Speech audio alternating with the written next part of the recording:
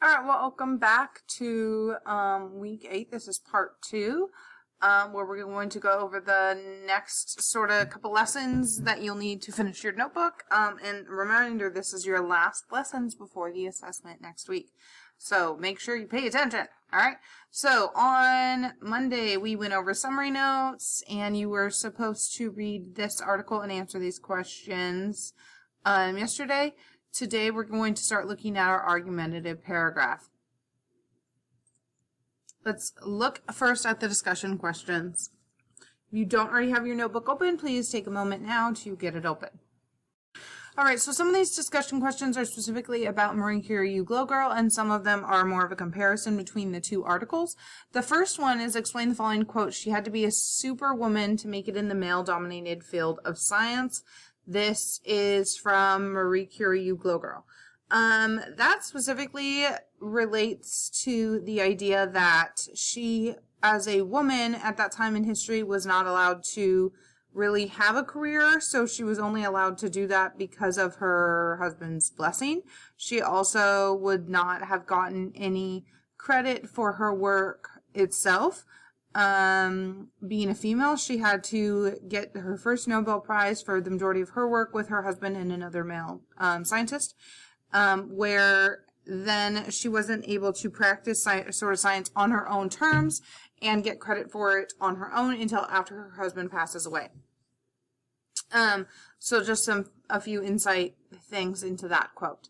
The second one here, how do the author's purposes vary on the same topic between the History Channel article and You Glow Girl? As we talked about the other day with the summary notes of You Glow Girl, that's definitely more about the purpose of just informing us about her death, where the Marie Curie Facts has more of a purpose about informing us about just general information about her. And of course there is a little bit of persuasion there. Like there is this part in You Glow Girl. This definitely has this sort of hidden purpose of trying to highlight the the misogyny or like sort of the sexism present in this field of science, where females were not as respected as males in science field for doing the same amount of work. The final question here, which one of the articles is more effective at conveying their purpose? How do you know this? This is totally up to you, your opinion, but remember when we talk about effectiveness of an argument, we want to talk about how much evidence does it provide, how reasonable and logical it is, how emotional it makes us feel, how credible does it sound. Those are the three main techniques in argumentative writing. So hopefully you have those done. If you don't already, please pause the video now and finish your discussion questions. Now let's transition into the argumentative paragraph.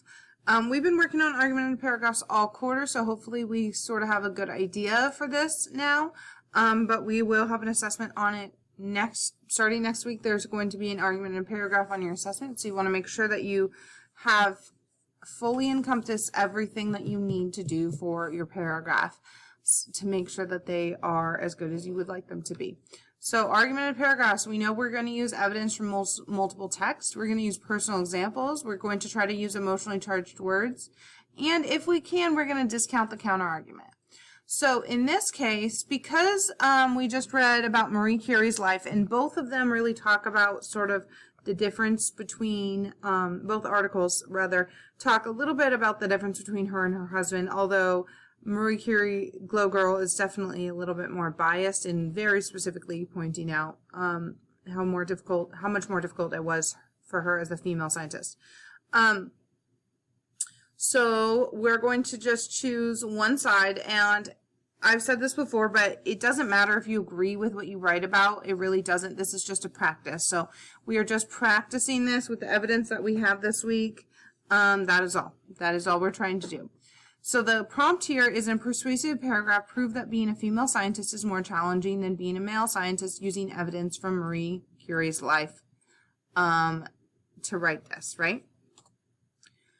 So the part of your notebook you should be on is this page here. Our big idea is just going to be the actual topic sentence, right? And that's going to be basically a repetition, a repeating of the prompt. So I'm actually just going to kind of copy this, the prompt itself, and put it into the big idea topic sentence point. Ooh, hello, that was like way too big. And then I'm going to make it much smaller so it fits there. Get rid of that bullet, just okay. All right, now I'm going to make it an actual statement. So instead of in a persuasive paragraph, prove that, I'm just going to take all of that out up to the word being. And my topic sentence is going to say being a female scientist is more challenging than being a male scientist. And then I'm just going to put a period there. We can write that a few different ways.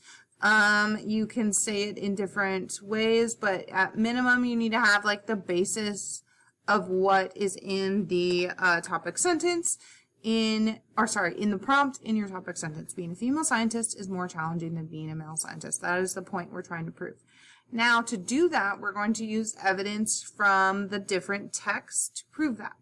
So if I go to Marie Curie facts from the History Channel and I just scroll down here,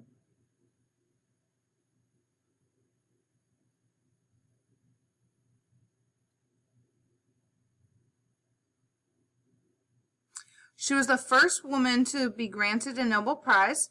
And that Nobel Prize was actually the one that she won with her husband and Henry. I'm not even going to pretend to say how to say his last name. So this shows here that no other females had won one. And then when she did win a Nobel Prize, it was only because it had the name of two male scientists on it. So I'm just going to say this as my evidence. And I'm going to, of course, introduce Marie Curie facts at the beginning.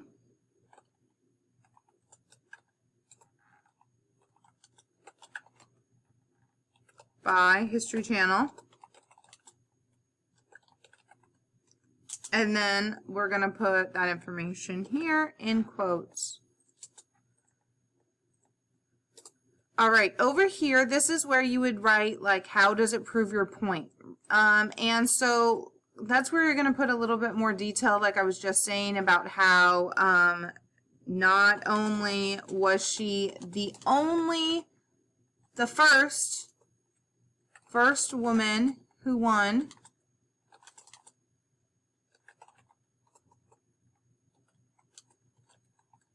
but she had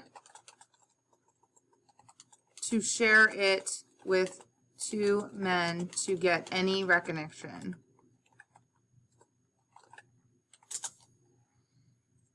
Okay.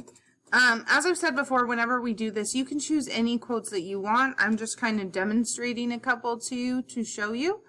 And so I have a piece of information from this, but then I want to make sure that I am being as credible as I can be by using resources from multiple texts. So I'm also going to go to Marie Curie, You Glow Girl, and try to find a piece of evidence from this as well to support my idea.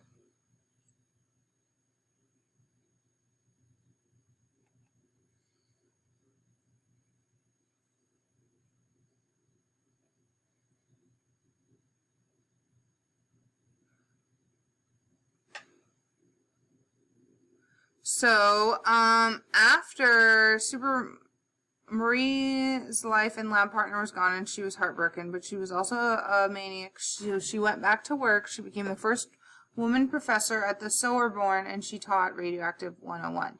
And this is only after her husband's death. So that's another good quote right there. I can't copy and paste it because it's from a PFD. So I'm just going to have to type it out here. So Marie Curie,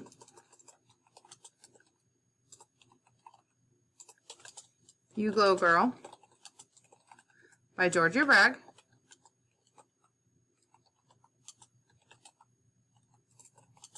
And then put the quote, which is, she became the first. There it is. Woman to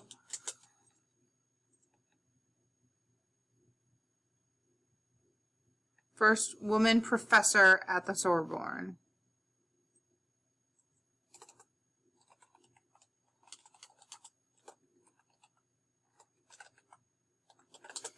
All right, this again is kind of this explanation about how there were no other women professors, so she had no one to like help her or her, and she only got this after her husband died. They wouldn't have let her do this if her husband was still alive.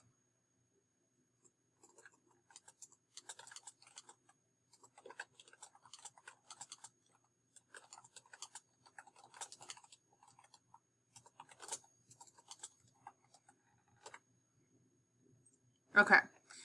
Again, you can use really any quote that you want for this.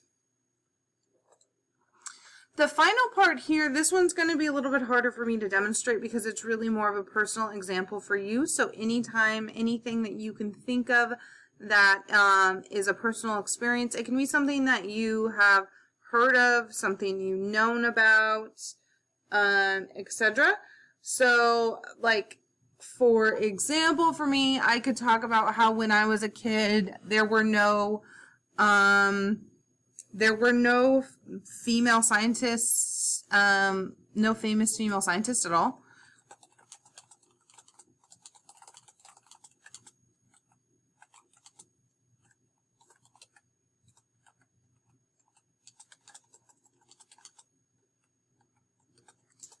We had like Bill Nye the Science Guy, and we had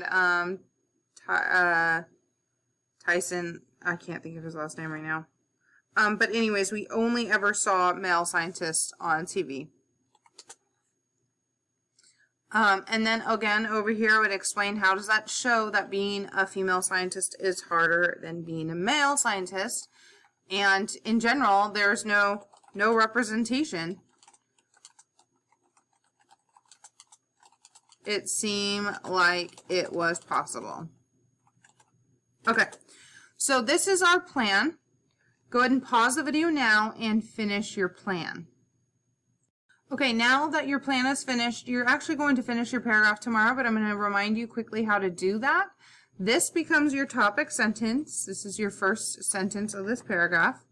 Then you're going to put this sentence, your next piece of evidence. Again, we're kind of like the summary notes. We're sort of just copying and pasting here, and then we'll go through and clean it up and add the details that make them complete thoughts, right? But this is the order we go in. So we have the topic, then we have a piece of evidence, then we explain it, we have another piece of evidence, then we explain it, and we have a final piece of evidence.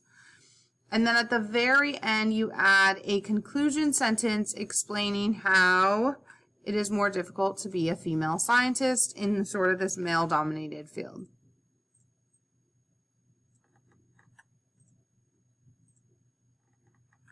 Of course, this is going to be different for whatever you have written here, so this is just an outline for you. All right. So then going through, I want to first make sure that all the format is the same. And then I'm going to indent at the beginning here because this is the first sentence in a paragraph. So I have my topic sentence, being a female scientist is more challenging than being a male scientist. Then I'm going to add, for example, in Marie Curie Facts by the History Channel, it said, etc. Okay, I'm not going to go through and do the full thing right now, but you should be able to do that on your own now. And then you're going to add your periods here. You're going to explain this. You're going to put this into quotations. It said, again, you're adding all of those details through this to make it a complete thought. All right, get to work and make sure that you submit this by Friday.